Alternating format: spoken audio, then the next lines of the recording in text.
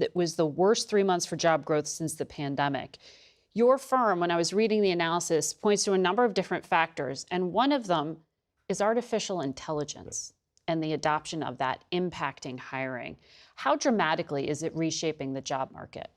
Well, I think this is sort of a question of almost a glass half full, half empty type of thing. So the impact— No pun intended. Yeah, exactly. Sorry about that. But the impact of technology on human work content as a percentage of productivity has been huge. In our company, in 2010, when I started with the management team, we had 285,000 people. We have 212,000 people today. That was the impact of technology. We're bigger, more customers, more transactions, more reports to the government, more data, et cetera. So the impact has always been huge. AI gives you a place to go that we've never been able to go before. In other words, there are jobs that take text, think about it, and produce it. Many, many jobs in our company, our research team.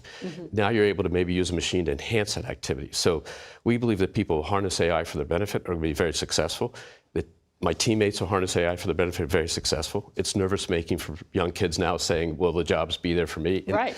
Then I say, look back historically. America has a lot more people working here, and think about the amount of technology came in over the last 50 years, and we have twice as many people working in this country as we did 50 years ago, twice as many, and the population's only gone up by about a third. So think about that dynamic as it finds its way through it. That's the glass half full part of it, but it will have an impact. I don't think it's impacting a lot right now because many companies are just trying to learn how to use it. Yeah. Technology has impacted, and AI gives it a place to go. It hasn't gone so far.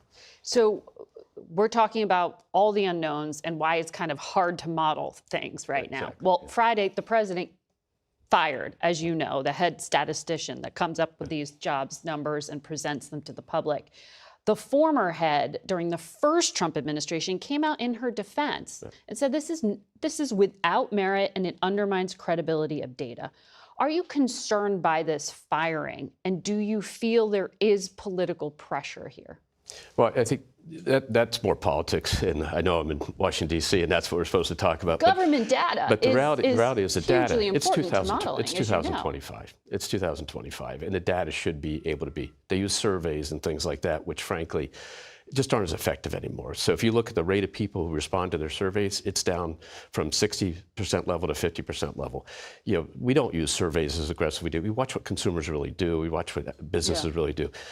They can get this data, I think, other ways, and I think that's where the focus ought to be. How do we get the data to be more resilient and more predictable and more understandable? Because what bounces around is restatements, and that was one of the largest restatements going back 5 or 7 years into the pandemic, 5 years in the pandemic.